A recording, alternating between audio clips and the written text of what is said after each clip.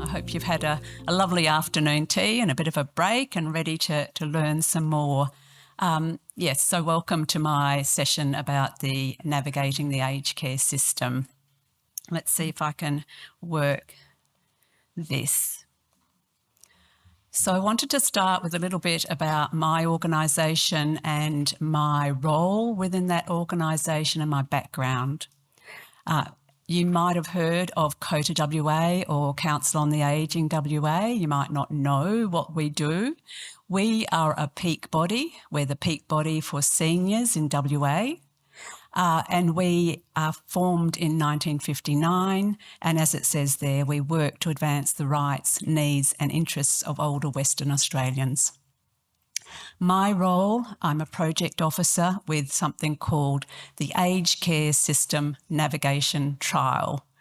And I will try and have time at the end to tell you a little bit more about that. A little bit about me. I have a background in aged care assessment. I've been an aged care assessor for 10 years before I took up this role, and I've been in this project officer role for about a year. So I come from a background from within the aged care system. At the moment, as a project officer, I'm like everybody else, I'm working outside the My Aged Care system and trying to wrangle it all. A little bit more about me. I am a carer for my 97-year-old father, who's a World War II veteran. So I do identify as being a carer. He just 2 days ago went to permanent aged care. So I do understand the challenging decisions that have to be made by carers. Right, enough about me and my background, and on to this topic. That logo you might recognise if you know much about My Aged Care. That's the logo that you'll see on My Aged Care websites, My Aged Care literature, My Aged Care correspondence, if you receive correspondence from them. I want to mention a couple of things before I move on. One is that this system is very large. There's a lot of detail. There's a lot of components. I will be able to give you a bit of an overview. I won't have time to give you an in-depth information about the system. The other thing that I did want to mention, and this is maybe the elephant in the room, is about the My Aged Care system, and I want to acknowledge that it is not meeting some people's needs at the moment. I know that because I'm working with this system and trying to find services for people every day. I know that in the Perth metro area that's the case, and even more so in regional and rural areas as well. I know that it is hard to find entry level of aged care services, and for example, and this might impact those of you in the room, finding things like residential respite, very challenging indeed. Anyway, with that bit of news out of the way, it might not be news to some of you. Let's go on to what I want to talk to you about. What I'm going to do is try and break the My Aged Care system down into its components and step our way through each of those components.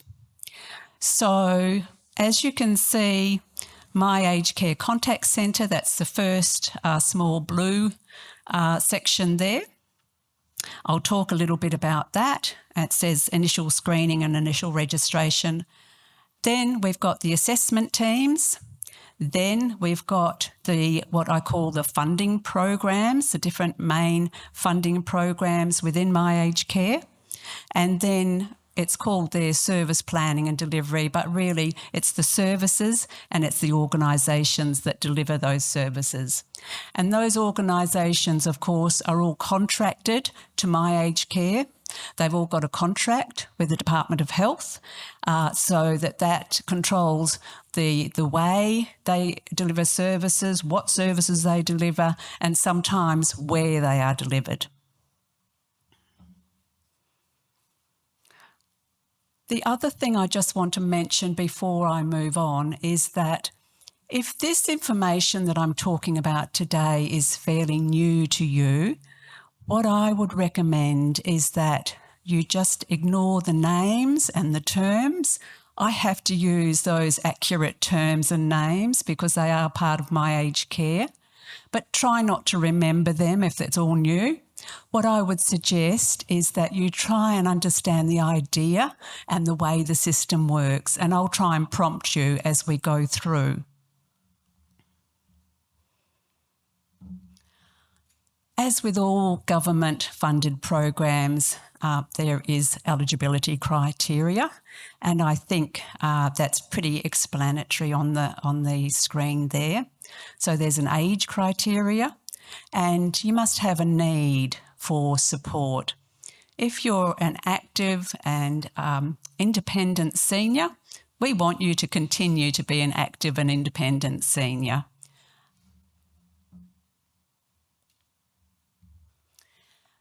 The first step in the My Aged Care journey is what we call registration.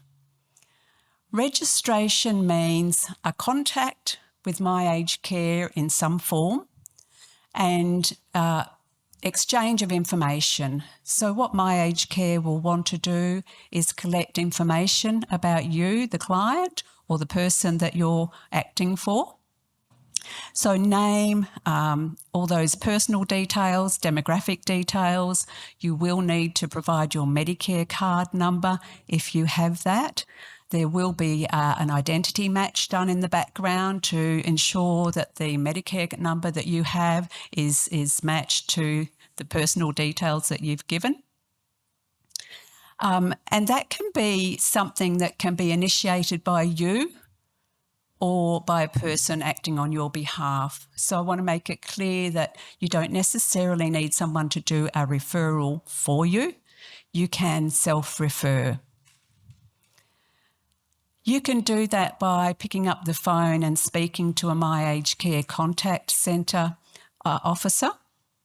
You can do that in another way by submitting what we call a web referral. So if you use digital devices and you are happy to go on and complete a web form, you can submit that. And you can also visit, as I've said there, a Services Australia centre. And I will explain a little bit more about that because that is a relatively new type of contact with My Aged Care. Now, as I said, if all you want to do is just register, know that you've got a record, a My Aged Care record, that's all you can do. You can just stop there if you want to. When you register, you will be sent a welcome pack, and that will contain some information about My Aged Care. It will also contain your aged care number. So everybody on My Aged Care has an aged care number. And that's simply a number that starts with AC for everybody, and it has 8 random digits, random numbers after that. If you've got 2 people in a household who are both registered for My Aged Care, their numbers will look completely different. So it's not like Medicare where you share a common number, completely random for each individual. So you've done the registration in some form or another, or you've had another person do that for you. If you want to undergo the next step, which we call screening, that can determine whether you need an aged care assessment. So screening is where a little bit more information is provided and exchanged. There is a process that the My Aged Care Services, My Aged Care officer has to undergo, and that will determine for them if you need assessment and whether what type of assessment you might need. As I've said there, you can provide information about health concerns, any help that you already have, how you manage activities around the home. You can have a support person there with you to speak on your behalf or to support you. The other thing I wanted to mention here is that My Aged Care has a system where we can record what we call representatives. Representatives can be two types: regular representative and an authorised representative. Regular representative means that you are happy to give somebody else authority to speak on your behalf, receive phone calls on your behalf, perhaps help you to make decisions. That can be done verbally over the phone if you and the person that you want to represent or want you to represent you are able to give verbal consent. The other sort of representative is called an authorised representative, and for that you do need to show evidence of power of attorney or guardianship.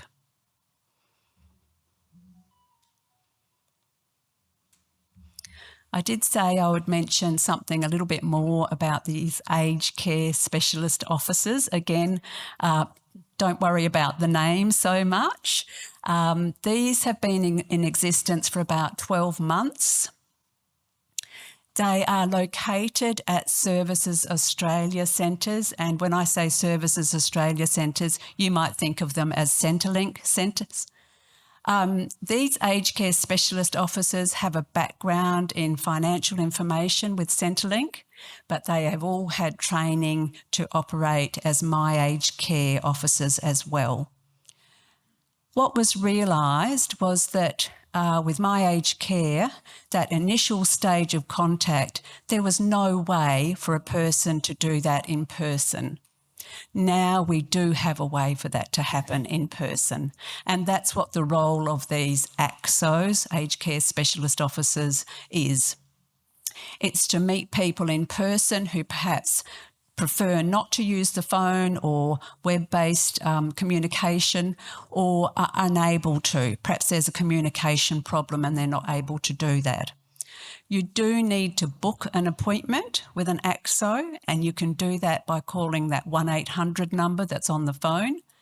That 1-800 number is part of Services Australia, but it's a dedicated aged care section. So if you're wondering, if I ring that number, am I going to be on hold for hours? My experience is that you may be on hold for perhaps 15 or 20 minutes. As you can see there are only 4 aged care specialist officers currently in WA, so Mandurah, Warwick, Busselton and Fremantle. By the end of the year, there will be more of these across the state.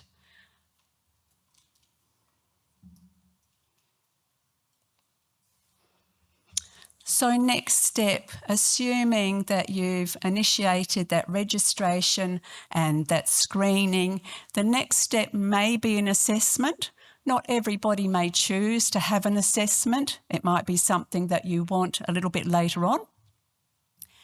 I think the main thing, again, for these people who this information is new, the main thing from this screen that I would like you to take away is that there's a couple of different levels of assessment, and that screening that you underwent will determine what type of assessment you have. Please know that each assessment is what we call holistic. So it's going to be a very broad-based assessment. It's preferably done in your home with you, so the assessor can see how you function in your home. I know that over the last couple of years, many assessments have been done over the phone.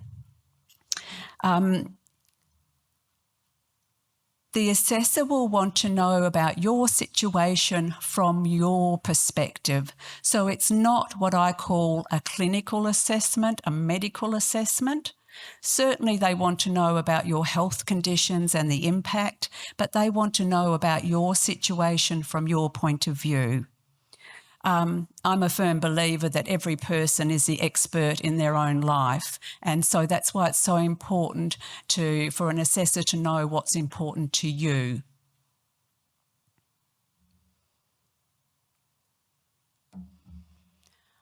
The main types of services or funding types are the ones that are shown on the screen here. And again, the main takeaway message I'd like you to have is that there are different types of services, different types of support, and we try and match them to what a person needs. So Commonwealth Home Support Program, CHISP or CHSP as it's sometimes referred to, you might have known that as the old HAC program, Home and Community Care. So Home and Community Care was absorbed into Commonwealth Home Support Program. Home Care Package Program, you might have heard of that. A lot of people have heard of that because there's a national queue to wait for home care packages. It is reducing down. We're getting to where we want it to be. Residential care, so permanent residential care, as I mentioned earlier, that's where my dad is now. And I can tell you I'm very relieved. I'm not worried about him now. I know that he's got 24-hour-a-day, 7-day-a-week care.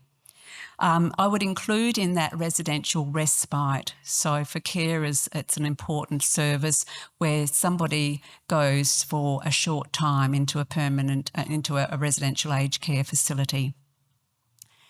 There are also short-term programs provided by My Aged Care. Now that can be under the CHSP program. Not all of those services are going to be permanent long-term services. And an example of where that might be needed is perhaps when a person's recuperating from surgery or illness. They need a little bit of support, maybe intensive support for a while, so that they can get back to being their best. There are other dedicated short-term programs as well that can only be accessed via an ACAT assessment. I'm not going to go into those details because assessment should identify if there's a need for those. So main message is different types of services to meet your needs, and some services will be ongoing and long-term, some services might be short-term.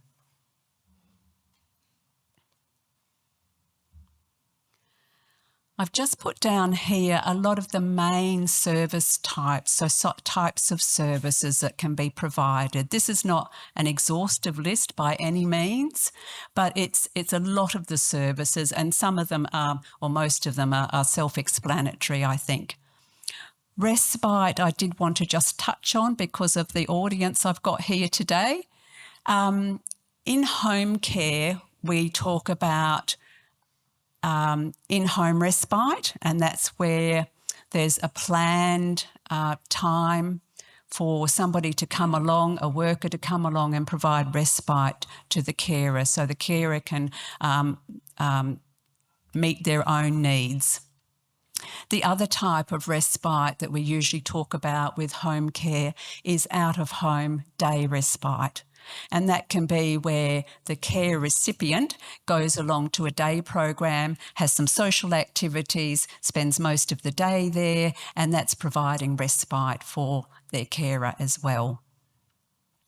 Specialised support, if you're wondering what that is, that can include things like continence assessment, specialised vision services, dementia behaviour services, those sorts of things.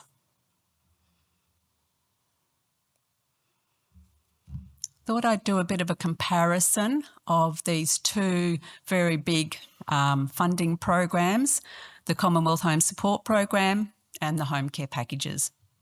So if we talk about Commonwealth Home Support Program, that's basically entry level of aged care support. It's really suitable for people who are fairly independent and who just need a little bit of support in a couple of areas.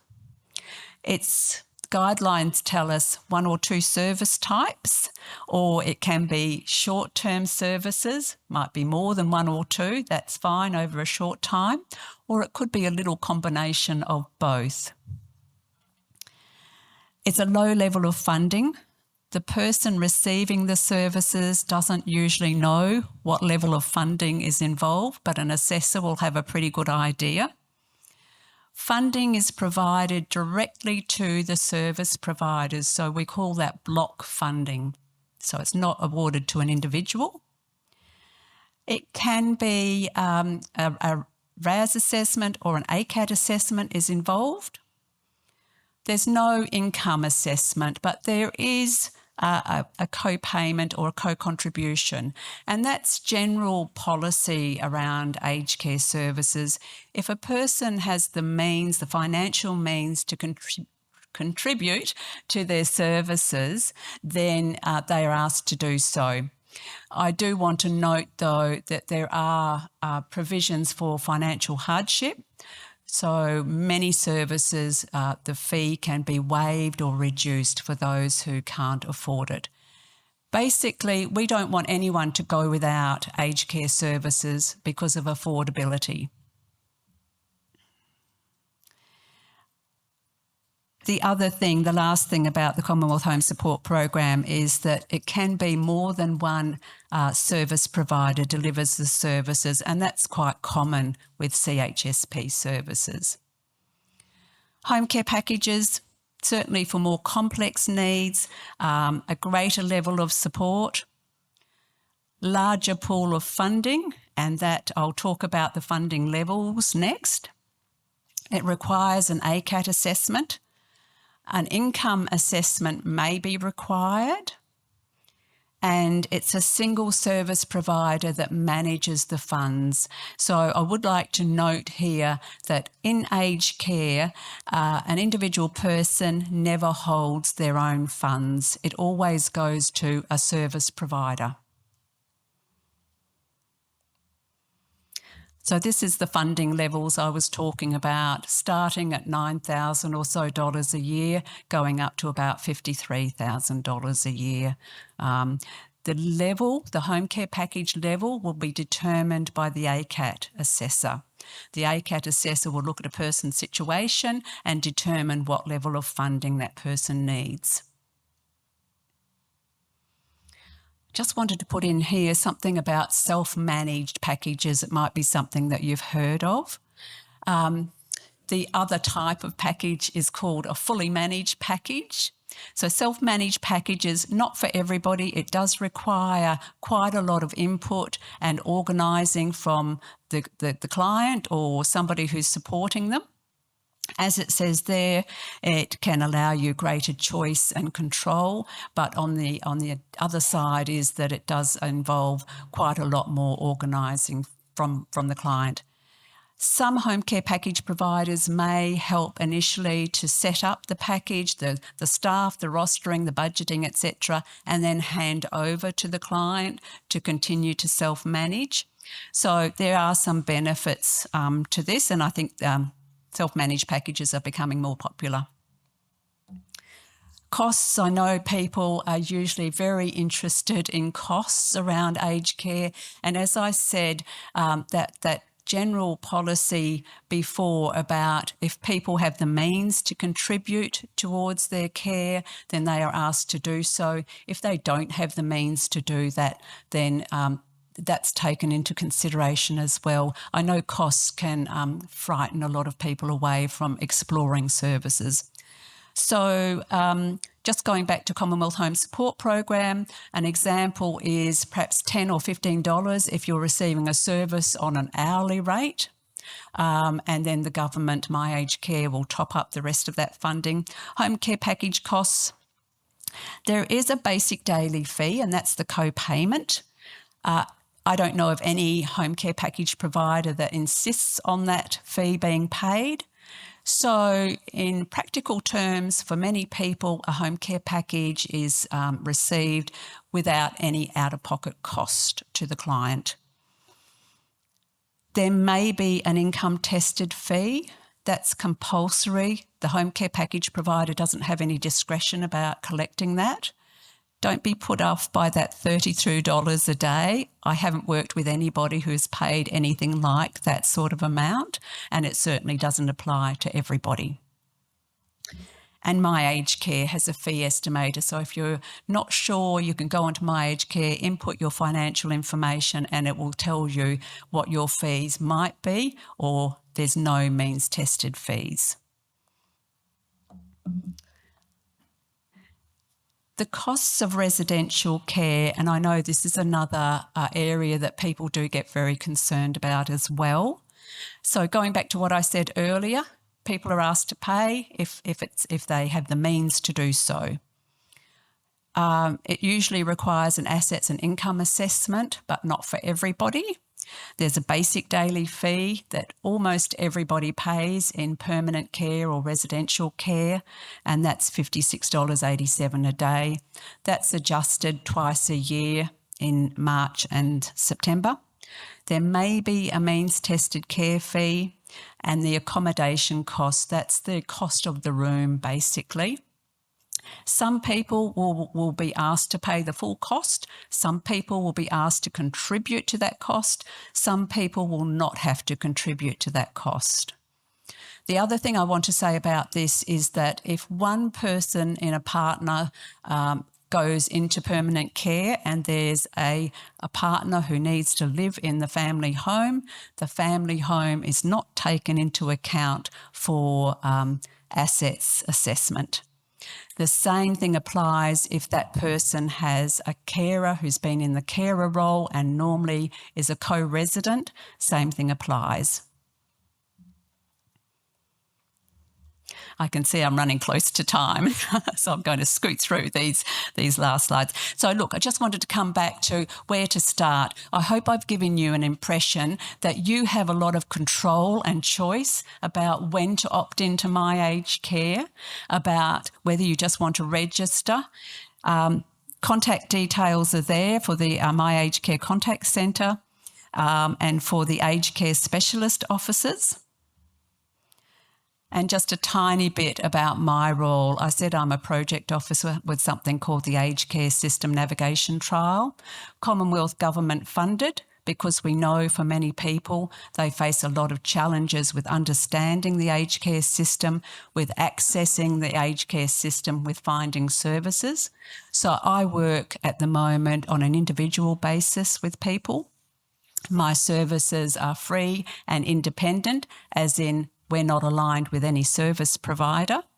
My navigation role ends at the end of this year. It's going to be replaced by something called the Care Finders program. That's going to be a long-term government program, and that will target those people who have those extra challenges with accessing the aged care system. Thank you for your attention. That's my contact details. I'm not sure, Laura, if we have time for questions. We do. She's nodding yes.